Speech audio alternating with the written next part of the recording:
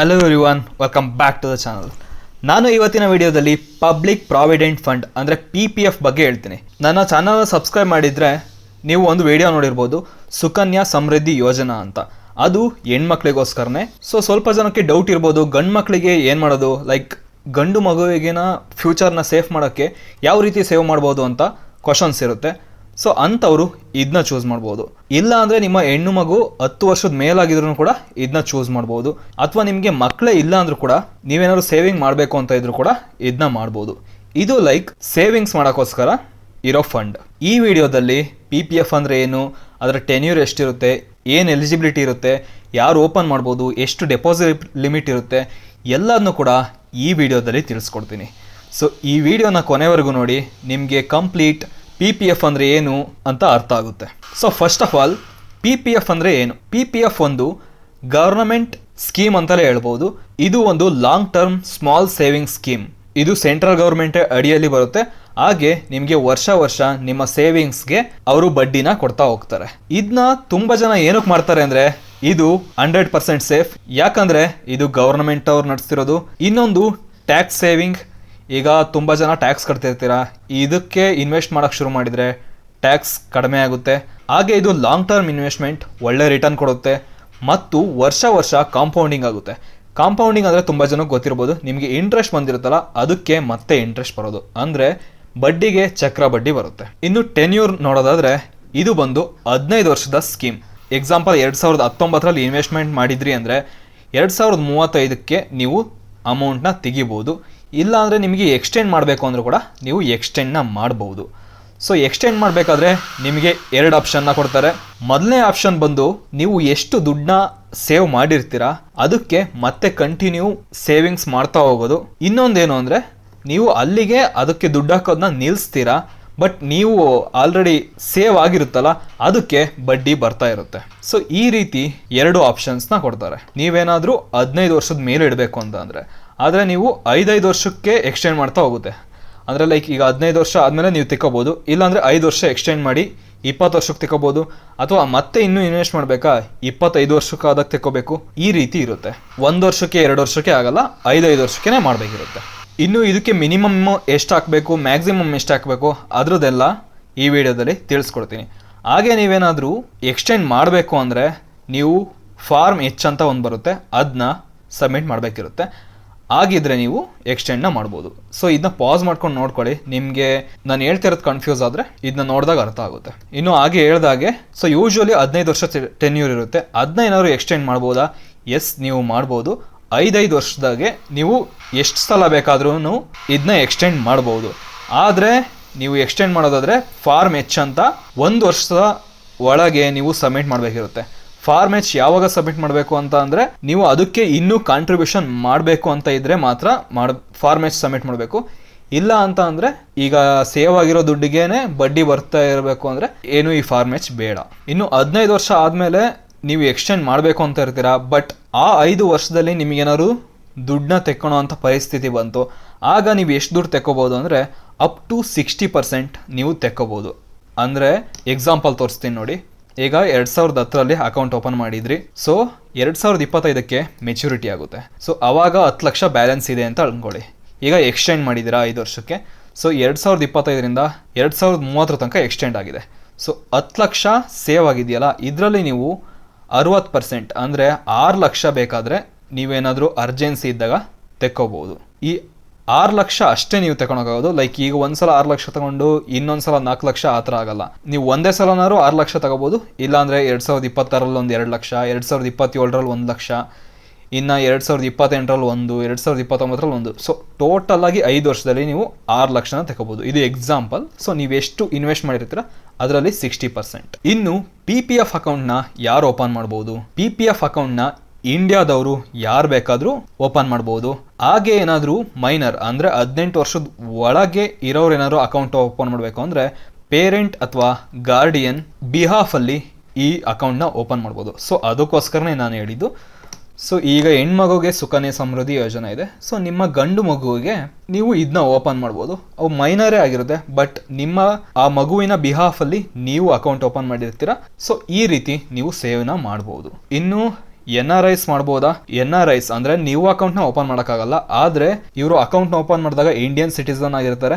ಆಮೇಲೆ ಇವರೇನಾದರೂ NRI ಆದರೆ ಸ್ವಲ್ಪ ಟರ್ಮ್ಸ್ ಆ್ಯಂಡ್ ಕಂಡೀಷನ್ಸ್ ಇದೆ, ಅವೆಲ್ಲ ಫಾಲೋ ಆಗ್ತಿದ್ರೆ ಅಕೌಂಟ್ನ ಕಂಟಿನ್ಯೂ ಮಾಡ್ಬೋದು, ಇಲ್ಲ ಅಂದರೆ ಅಕೌಂಟ್ನ ಕ್ಲೋಸ್ ಮಾಡ್ತಾರೆ. ಇನ್ನು ಎಷ್ಟು ಅಕೌಂಟ್ನ ಓಪನ್ ಮಾಡ್ಬೋದು ಅಂದರೆ ಒಂದು ಪರ್ಸನ್ ಒಂದು ಅಕೌಂಟ್ ಅಷ್ಟೇ ಓಪನ್ ಮಾಡೋಕ್ಕಾಗೋದು. ಏನಾದರೂ ನಿಮಗೆ ಮಕ್ಕಳದು ಅಕೌಂಟ್ ಓಪನ್ ಮಾಡಬೇಕು ಅಂದರೆ ಮಾಡ್ಬೋದು, ಆದರೆ ನಿಮ್ಮ ಹೆಸರಲ್ಲಿ ಒಂದು ಪರ್ಸನ್ಗೆ ಒಂದು ಅಕೌಂಟ್ ಓಪನ್ ಮಾಡ್ಬೋದು ಅಷ್ಟೇ. ಇನ್ನು ಮಿನಿಮಮ್ ಮತ್ತು ಮ್ಯಾಕ್ಸಿಮಮ್ ಇನ್ವೆಸ್ಟ್ಮೆಂಟ್ ಎಷ್ಟು ಮಾಡ್ಬೋದು ಅಂತ ನೋಡೋದಾದರೆ, ಮಿನಿಮಮ್ ನೀವು ವರ್ಷಕ್ಕೆ 500 ರೂಪಾಯಿ ಮಾಡಲೇಬೇಕು. 500 ರೂಪಾಯಿ ಮಾಡಲಿಲ್ಲ ಅಂದರೆ ನಿಮ್ಮ ಅಕೌಂಟ್ ಡಿಆಕ್ಟಿವೇಟ್ ಆಗುತ್ತೆ. ಸೊ ಡಿಆಕ್ಟಿವೇಟ್ ಆದರೆ ಆಕ್ಟಿವೇಟ್ ಮಾಡ್ಕೋಬೋದಾ? ಸೊ ಅದ್ರ ಬಗ್ಗೆ ಈ ವಿಡಿಯೋದಲ್ಲಿ ತಿಳಿಸ್ಕೊಡ್ತೀನಿ. ಇನ್ನು ಮ್ಯಾಕ್ಸಿಮಮ್ ಇದಕ್ಕೆ ಎಷ್ಟು ಡೆಪಾಸಿಟ್ ಮಾಡ್ಬೋದು ಅಂದರೆ 1,50,000ವರೆಗೂ ವರ್ಷ ನೀವು ಡೆಪಾಸಿಟ್ ಮಾಡ್ಬೋದು. ಏನಾದರೂ ನೀವು ಅದಕ್ಕಿಂತ ಜಾಸ್ತಿ ಡೆಪಾಸಿಟ್ ಮಾಡಿದರೆ ಅದಕ್ಕೆ ಬಡ್ಡಿ ಬರಲ್ಲ, ಹಾಗೆ ಅದನ್ನ ನಿಮಗೆ ರಿಟರ್ನ್ ವಾಪಸ್ನ ಕೊಡ್ತಾರೆ. ಇನ್ನು ಎಷ್ಟು ಇನ್ಸ್ಟಾಲ್ಮೆಂಟಲ್ಲಿ ಇದನ್ನ ಕಟ್ಬೋದು ಅಂತ ನೋಡೋದಾದರೆ 12 ಇನ್ಸ್ಟಾಲ್ಮೆಂಟಲ್ಲಿ ನೀವು ಇದನ್ನ ಕಟ್ಬೋದು, ಅದಕ್ಕಿಂತ ಜಾಸ್ತಿ ಟೈಮ್ನ ಕೊಡಲ್ಲ. ಸೊ ಲೈಕ್ 1,00,000 ಲಕ್ಷನ ಒಂದೇ ಸಲನಾದರೂ ಕಟ್ಬೋದು, ಅಥವಾ 12 ಇನ್ಸ್ಟಾಲ್ಮೆಂಟಲ್ಲಾದರೂ ಕಟ್ಬೋದು. ಮ್ಯಾಕ್ಸಿಮಮ್ 12, ಅದು 5 ರೂಪಾಯಿ ಮಲ್ಟಿಪಲ್ಸೇ ಆಗಿರಬೇಕು, ಅಂದರೆ 5 ರೂಪಾಯಿ 10 ರೂಪಾಯಿ ಈ ಥರ, ಲೈಕ್ 6 ರೂಪಾಯಿ 7 ರೂಪಾಯಿ ಈ ಥರ ಆಗಲ್ಲ. ಇನ್ನು ಇದಕ್ಕೆ ಇಂಟ್ರೆಸ್ಟ್ನ ಹೇಗೆ ಕ್ಯಾಲ್ಕುಲೇಟ್ ಮಾಡ್ತಾರೆ ಮತ್ತು ಯಾವಾಗ ಕೊಡ್ತಾರೆ ಅಂತ ನೋಡೋದಾದರೆ, ಈ ಇಂಟ್ರೆಸ್ಟ್ ರೇಟ್ನ ಗವರ್ನಮೆಂಟ್ ಆಫ್ ಇಂಡಿಯಾ ಪ್ರತಿ 3 ತಿಂಗಳಿಗೂ ಡಿಕ್ಲೇರ್ ಮಾಡ್ತಾರೆ. ಇನ್ನು ನಿಮ್ಮ ದುಡ್ಡಿಗೆ ಪ್ರತಿ ವರ್ಷ ಮಾರ್ಚ್ 31ಕ್ಕೆ ಇಂಟ್ರೆಸ್ಟ್ನ ಹಾಕ್ತಾರೆ, ಮತ್ತು ಆ ಇಂಟ್ರೆಸ್ಟ್ಗೆ ನೆಕ್ಸ್ಟ್ ವರ್ಷ ಇಂಟ್ರೆಸ್ಟ್ ಬರುತ್ತೆ, ಅಂದರೆ ಕಾಂಪೌಂಡ್ ಆಗ್ತಾ ಹೋಗುತ್ತೆ. ಇದರಲ್ಲಿ 15 ವರ್ಷ ಇಡೋದ್ರಿಂದ ತುಂಬ ಕಾಂಪೌಂಡಿಂಗ್ ಆಗುತ್ತೆ. ಲಾಸ್ಟಲ್ಲಿ ನಿಮಗೆ ಕ್ಯಾಲ್ಕುಲೇಷನ್ ಮಾಡಿ ತೋರಿಸ್ತೀನಿ ಎಷ್ಟು ಇನ್ವೆಸ್ಟ್ಮೆಂಟ್ ಮಾಡಿದರೆ ಎಷ್ಟು ರಿಟರ್ನ್ಸ್ ಬರುತ್ತೆ ಅಂತ ಎಲ್ಲ. ಸೊ ಇದರಲ್ಲಿ ಇನ್ನೂ ಒಂದು ಮೇಯ್ನ್ ಥಿಂಗ್ ಅಂದರೆ, ನೀವು ಪ್ರತಿ ತಿಂಗಳು ಏನಾದ್ರು ಇನ್ವೆಸ್ಟ್ ಮಾಡ್ತಿದ್ದೀರಾ ಅಂದರೆ ತಿಂಗಳಿನ 1ನೇ ತಾರೀಕಿಂದ ಹಿಡಿದು 5ನೇ ತಾರೀಕೊಳಗೆ ಇನ್ವೆಸ್ಟ್ ಮಾಡಿ.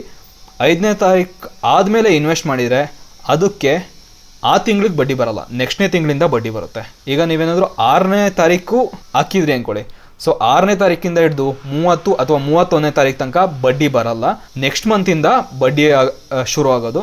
ಸೊ ಅದಕ್ಕೋಸ್ಕರನೇ 1ನೇ ತಾರೀಕಿಂದ ಹಿಡಿದು 5ನೇ ತಾರೀಕೊಳಗೇ ನೀವು ಇನ್ವೆಸ್ಟ್ ಮಾಡೋದಿದ್ರೆ ಮಾಡಿ. ಅದಾದಮೇಲೆ ಅಂದರೆ ಜಾಸ್ತಿ ಏನು ಡಿಫ್ರೆನ್ಸ್ ಬರಲ್ಲ, ಸ್ವಲ್ಪ ಡಿಫ್ರೆನ್ಸ್ ಬರುತ್ತೆ. ಸೊ ಅದನ್ನು ಯಾಕೆ ಬಿಡೋದು ಅಂತ. ಇನ್ನು ಲಾಸ್ಟ್ 10 ವರ್ಷದ PPF ಇಂಟ್ರೆಸ್ಟ್ ರೇಟ್ನ ನೋಡೋದಾದರೆ ಈಗಿದೆ, ಲೈಕ್ 2012ರಲ್ಲಿ 8.6 ಈ ರೀತಿ ಎಲ್ಲ ಇತ್ತು. ಸೊ ಇದನ್ನ ಪಾಸ್ ಮಾಡ್ಕೊಂಡು ನೋಡಿ ಗೊತ್ತಾಗುತ್ತೆ. ಈಗ ಸದ್ಯಕ್ಕೆ 7.1% ಇಂಟ್ರೆಸ್ಟ್ ರೇಟ್ ಇದೆ. ಸೊ ನೀವೇನಾದರೂ 1 ಲಕ್ಷ ಇನ್ವೆಸ್ಟ್ ಮಾಡಿದರೆ 7,100 ಪ್ರತಿ ವರ್ಷ ಸಿಗುತ್ತೆ.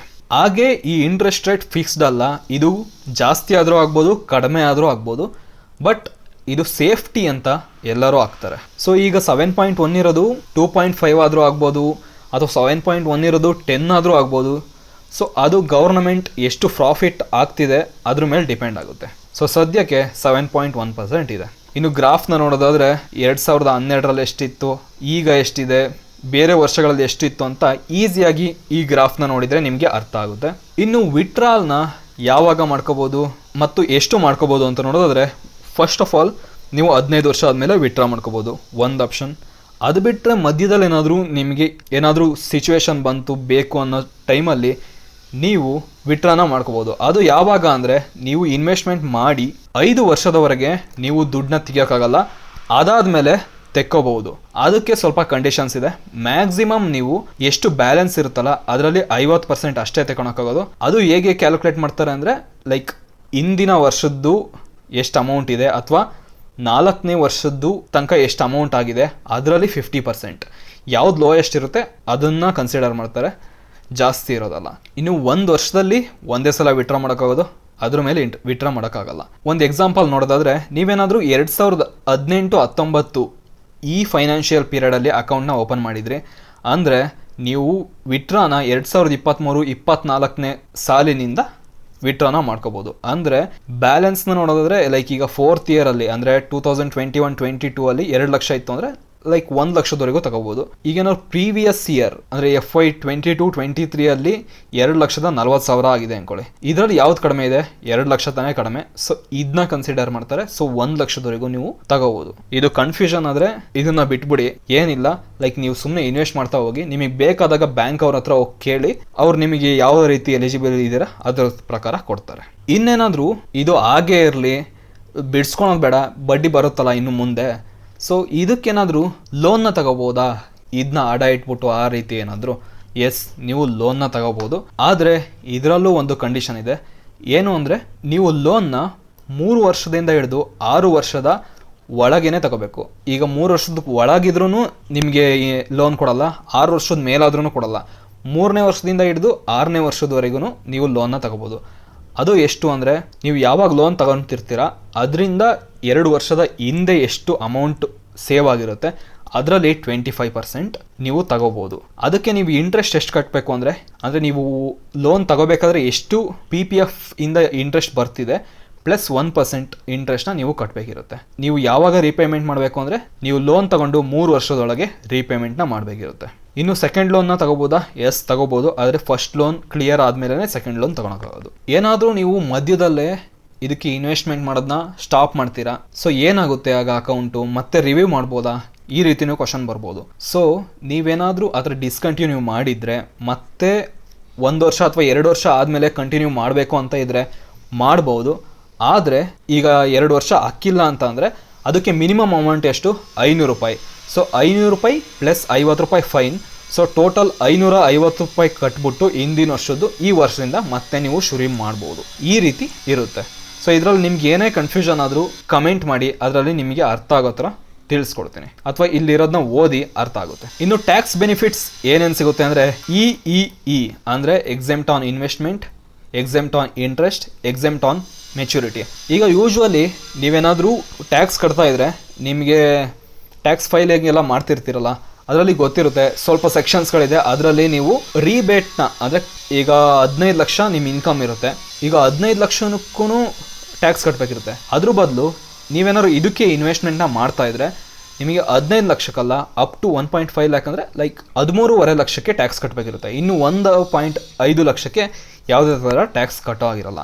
ಹಾಗೆ ನೀವು ಇದಕ್ಕೆ ಇಂಟ್ರೆಸ್ಟ್ ಬರುತ್ತಲ್ಲ ಅದನ್ನು ಕೂಡ ಟ್ಯಾಕ್ಸ್ ಫ್ರೀ, ಅದಕ್ಕೇನು ಟ್ಯಾಕ್ಸ್ ಕಟ್ಟೋ ಆಗಿಲ್ಲ.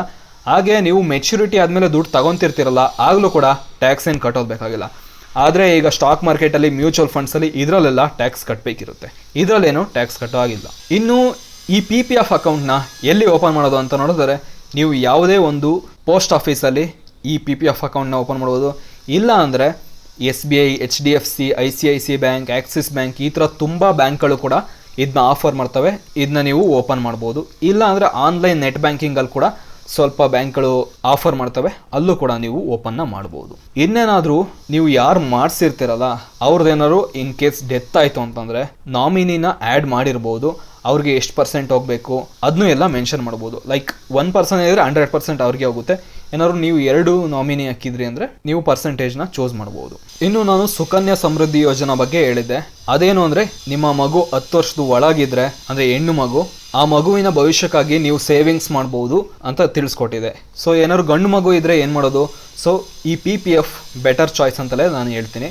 ಈಗ ನಿಮಗೆ ಮಕ್ಕಳೇ ಇಲ್ಲ ಅಥವಾ ಅವ್ರಿಗೆ ಬೇಡ, ನಿಮಗೆ ಸೇವಿಂಗ್ಸ್ ಮಾಡ್ಕೋಬೇಕು ಅಂದ್ರೂ ಕೂಡ ಈ PPF ಒಳ್ಳೆಯದು. ಇಲ್ಲೇನು ಗಂಡು ಮಗುಗೆ ಮಾಡಬೇಕು ಅಂತ ಏನಿಲ್ಲ, ನಿಮಗೂ ಮಾಡ್ಕೋಬೋದು.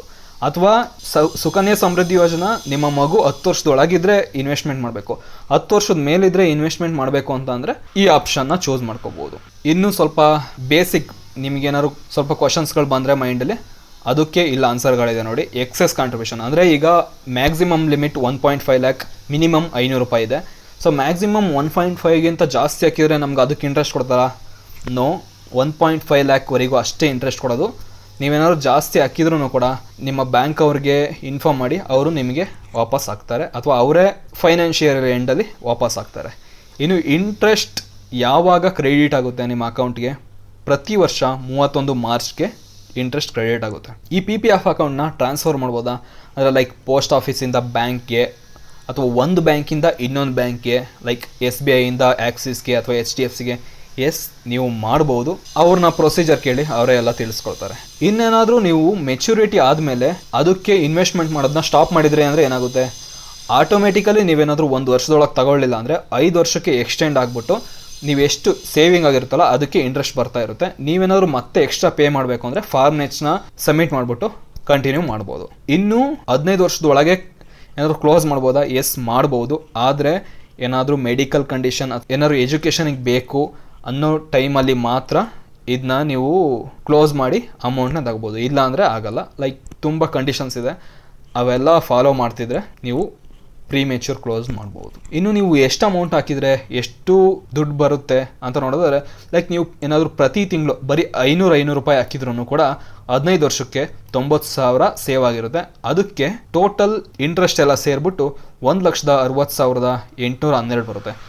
ಇದು ನಾನು ಈಗ ಪ್ರೆಸೆಂಟ್ ಇರೋ 7.1 ಇಂಟ್ರೆಸ್ಟ್ ರೇಟ್ ಪ್ರಕಾರ ಹೇಳ್ತಾ ಇದ್ದೀನಿ. ಇನ್ನು ನೀವೇನಾದರೂ 1000 ಹಾಕಿದರೆ 3,21,000 ಈ ರೇಂಜಲ್ಲಿ ಬರುತ್ತೆ. ಇನ್ನು 5,000 ಏನಾದ್ರು ಪ್ರತಿ ತಿಂಗಳು ಹಾಕಿದರೆ 16 ಲಕ್ಷ ಬರುತ್ತೆ. ಇನ್ನು 10,000 ಹಾಕ್ತಿದ್ರೆ 32 ಲಕ್ಷ. ಇನ್ನು 12,500 ಅಂದರೆ ಇದು ಮ್ಯಾಕ್ಸಿಮಮ್. 12,500 ಪ್ರತಿ ತಿಂಗಳು ಅಂದರೆ ವರ್ಷಕ್ಕೆ 1.5 ಲಕ್ಷ. ಸೊ 1.5 ಲಕ್ಷ ಪ್ರತಿ ತಿಂಗಳು ಹಾಕಿದರೆ ನಿಮಗೆ 15 ವರ್ಷ ಆದಮೇಲೆ 40,20,000 ಸಿಗುತ್ತೆ. ಇದು ಬೆಸ್ಟ್ ಇನ್ವೆಸ್ಟ್ಮೆಂಟ್ ಅಂತಲೇ ಹೇಳ್ಬೋದು, ಯಾಕೆಂದರೆ ಇದರಲ್ಲಿ ಕಾಂಪೌಂಡಿಂಗ್ ಆಗುತ್ತೆ ಅದಕ್ಕೋಸ್ಕರ. ಬಟ್ ಒಂದು ಡಿಸಡ್ವಾಂಟೇಜ್ ಏನಂದರೆ ಅವಾಗ ಇಂಟ್ರೆಸ್ಟ್ ರೇಟ್ ಕಡಿಮೆ ಅಥವಾ ಜಾಸ್ತಿ ಆಗ್ಬೋದು. ಇನ್ನೊಂದು ಏನು ಅಂದರೆ 15 ವರ್ಷ ಲಾಕಿನ್ ಇರುತ್ತೆ. ಅದಕ್ಕೋಸ್ಕರ ನೀವು ನಿಮ್ಮ ಹತ್ರ ಲೈಕ್ ನಿಮಗೆ ಎಷ್ಟು ಬೇಕು ಅಷ್ಟನ್ನ ಸೇವಿಂಗ್ಸ್ ಅಕೌಂಟಲ್ಲಿ ಇಟ್ಕೊಂಡು ಇನ್ನು ಉಳಿದಿರೋದನ್ನ ಇದಕ್ಕೆ ಹಾಕಿ, ಇದರಲ್ಲಿ ಕಾಂಪೌಂಡಿಂಗ್ ಆಗುತ್ತೆ. ಹಾಗೆ ನಿಮ್ಮ ಮಗುವಿನ ಫ್ಯೂಚರ್ಗೆ ಬೇಕು ಅಂದರೆ ಇದರಲ್ಲಿ ಇನ್ವೆಸ್ಟ್ ಮಾಡಿ. ಇದು ಬೆಸ್ಟ್ ಆಪ್ಷನ್ ಅಂತಲೇ ಹೇಳ್ಬೋದು. ಯಾಕೆಂದರೆ ತುಂಬ ಜನಕ್ಕೆ ಲೈಕ್ ಈಗ ಸುಮ್ಮನೆ ಬ್ಯಾಂಕ್ ಅಕೌಂಟಲ್ಲಿ ಸೇವ್ ಮಾಡಿರ್ತೀರ, ಏನಾದ್ರು ಸಿಚುವೇಶನ್ಸ್ ಬಂತು ಅಂತ ಪೂರ್ತಿ ಖಾಲಿ ಮಾಡ್ತೀರಾ. ಅದೇ ನಿಮ್ಮ ಮಗು ಎಜುಕೇಷನ್ 18 ವರ್ಷ ಆದಮೇಲೆ ಲೈಕ್ ಏನಾದ್ರು ದೊಡ್ಡ ಕಾಲೇಜಲ್ಲಿ ಅಥವಾ ಫಾರಿನ್ನಲ್ಲಿ ಎಜುಕೇಷನ್ ಮಾಡಿಸ್ಬೇಕು ಅಂತಂದರೆ ತುಂಬ ಕಷ್ಟ ಆಗುತ್ತೆ. ಅದಕ್ಕೋಸ್ಕರ ಇದರಲ್ಲಿ ಸೇವ್ ಮಾಡಿದರೆ ನೀವು ತೆಗಿಯೋಕ್ಕಾಗಲ್ಲ. ಸೊ ನೀವು ಸುಮ್ಮನೆ ಬೇರೆದಕ್ಕೆ ಖರ್ಚು ಮಾಡೋಕ್ಕೋಗಲ್ಲ. ಈ ರೀತಿ ನೀವು ಸೇವಿಂಗ್ಸ್ನ ಮಾಡ್ಬೋದು. ಸೊ ನೀವು ಈಗ 500,000 ಇದಕ್ಕೆ ತೋರಿಸಿದ್ದೀನಿ. ನೀವೇನಾದರೂ 1,500 ರೂಪಾಯಿ ಮಾಡ್ತೀನಿ, ಈ ಥರ ಎಲ್ಲ ಸಿಚುವೇಷನಲ್ಲಿ ಯಾವ ರೀತಿ ಕ್ಯಾಲ್ಕುಲೇಟ್ ಮಾಡ್ಬೋದು ಅಂತ ಹೇಳ್ತೀನಿ. ನಾನು ಡಿಸ್ಕ್ರಿಪ್ಷನಲ್ಲಿ ಒಂದು ಲಿಂಕ್ನ ಕೊಟ್ಟಿರ್ತೀನಿ, ಅದ್ರ ಮೇಲೆ ಕ್ಲಿಕ್ ಮಾಡಿ ಆಗ ಈ ಪೇಜ್ಗೆ ಬರ್ತೀರಾ. ಇಲ್ಲಿ ನೀವು ಎಷ್ಟು ಇನ್ವೆಸ್ಟ್ಮೆಂಟ್ ಮಾಡಬೇಕು ಅಂತ ಇದ್ದೀರಾ ಅದನ್ನ ಇಲ್ಲಿ ಎಂಟರ್ ಮಾಡಿ. ಎಕ್ಸಾಂಪಲ್ ಈಗ ಮಿನಿಮಮ್ 500 ಅಂತ ಹಾಕಿದ್ರೆ ಇಲ್ಲಿ ಪಾಸಿಟಿವ್ ತೋರಿಸೋದು, ಇಲ್ಲಾಂದರೆ ನೆಗೆಟಿವ್ ಅಲ್ಲಿ ತೋರಿಸೋದೆ. ಸೊ ಎಕ್ಸಾಂಪಲ್ 1,500 ಆಗ್ತಾಯಿದ್ರೆ 15 ವರ್ಷ 7.1 ಇಂಟ್ರೆಸ್ಟ್ ರೇಟ್ ಇದೆ. ಸೊ ಎಷ್ಟಾಗುತ್ತೆ? ಮೆಚುರಿಟಿ ವ್ಯಾಲ್ಯೂ 40,682 ರೂಪಾಯಿ ಈ ಥರ ಸಿಗುತ್ತೆ. ಇದು ವರ್ಷಕ್ಕೆ. ನಾನು ಅಲ್ಲಿ ಕ್ಯಾಲ್ಕುಲೇಷನ್ ತೋರಿಸಿದ್ದು ಪ್ರತಿ ತಿಂಗಳಿಗೆ. ಸೊ ನೀವೇನಾದ್ರು 1,500 ರೂಪಾಯಿ ಪ್ರತಿ ತಿಂಗಳು ಹಾಕ್ತಿದ್ದೀರ ಅಂದರೆ ಇಂಟು 12 ಎಷ್ಟಾಯ್ತು? ಅಲ್ಲಿಗೆ 18,000. 18,000ಕ್ಕೆ ಎಷ್ಟಾಗುತ್ತೆ? 4,88,000. ಈ ರೀತಿ ನೀವು ಎಷ್ಟು ಇನ್ವೆಸ್ಟ್ಮೆಂಟ್ ಮಾಡಬೇಕು ಅಂತ ಇದ್ದೀರಾ ಅದನ್ನ ಹಾಕ್ಬಿಟ್ಟು ಇಲ್ಲಿ ನೀವು ಚೆಕ್ನ ಮಾಡ್ಬೋದು. ಸೊ ಯಾರಿಗೆಲ್ಲ ಈ ಇನ್ಫಾರ್ಮೇಷನ್ ಯೂಸ್ಫುಲ್ ಅನಿಸ್ತು ವಿಡಿಯೋನ ಲೈಕ್ ಮಾಡಿ, ಹಾಗೆ ಈ ವಿಡಿಯೋನ ಆದಷ್ಟು ಶೇರ್ ಮಾಡಿ. ಯಾಕೆಂದರೆ ತುಂಬ ಜನಕ್ಕೆ PPF ಅಂದರೆ ಏನು ಅಂತ ಗೊತ್ತಿರಲ್ಲ, ಅವ್ರು ತಿಳ್ಕೊತಾರೆ. ಹಾಗೆ ತುಂಬ ಜನಕ್ಕೆ ಸೇವಿಂಗ್ ಮಾಡಬೇಕು ಅಂತ ಇರುತ್ತೆ, ಬಟ್ ಅವ್ರ ಕೈಲಿ ಆಗ್ತಿರಲ್ಲ, ಯಾಕೆಂದರೆ ಡಿಸ್ಟ್ರಾಕ್ಷನ್ಸ್ ಇರುತ್ತೆ. ಬಟ್ ಇದರಲ್ಲಿ ಹಾಕಿದರೆ ಅವ್ರು ತೆಗಿಯೋಕ್ಕೂ ಆಗಲ್ಲ. ಸೊ ಕನ್ಸಿಸ್ಟೆಂಟ್ ಆಗಿರ್ಬೋದು, ಅವರ ಮಕ್ಕಳಿಗೋಸ್ಕರ ಅಥವಾ ಅವರಿಗೋಸ್ಕರ ದುಡ್ಡನ್ನ ಸೇವ್ ಮಾಡ್ಬೋದು. ಈ ವಿಡಿಯೋನ ಶೇರ್ ಮಾಡಿ, ಅವ್ರಿಗೂ ಹೆಲ್ಪ್ಫುಲ್ ಆಗುತ್ತೆ. ಹಾಗೆ ನೀವು ಇನ್ವೆಸ್ಟ್ಮೆಂಟ್ ಮಾಡೋಕ್ಕೆ ಶುರು ಮಾಡಿ, ನಿಮಗೂ ಯೂಸ್ಫುಲ್ ಆಗುತ್ತೆ. ಹಾಗೆ ಏನಾದರೂ ಹೆಣ್ಣು ಮಗುಗೆ ಇನ್ವೆಸ್ಟ್ಮೆಂಟ್ ಮಾಡಬೇಕು ಅಂತ ಇದ್ದರೆ ಸುಕನ್ಯಾ ಸಮೃದ್ಧಿ ಯೋಜನಾ ಬೆಸ್ಟ್. ಯಾಕೆಂದರೆ ಇದಕ್ಕಿಂತ ಜಾಸ್ತಿ ಅದರಲ್ಲಿ ಇಂಟ್ರೆಸ್ಟ್ ಬರುತ್ತೆ. ಅದನ್ನ ಚೂಸ್ ಮಾಡಿ. ಅದರ ವಿಡಿಯೋ ಲಿಂಕ್ ಐ ಬಟನಲ್ಲಿ ಅಥವಾ ಡಿಸ್ಕ್ರಿಪ್ಷನ್ ಕೊಟ್ಟಿರ್ತೀನಿ, ಅಥವಾ ನನ್ನ ಚಾನಲ್ಗೆ ಹೋಗಿ ಫ್ರಂಟ್ ಪೇಜಲ್ಲೇ ನೀವು ಸಿಗುತ್ತೆ. Thank you. All the best.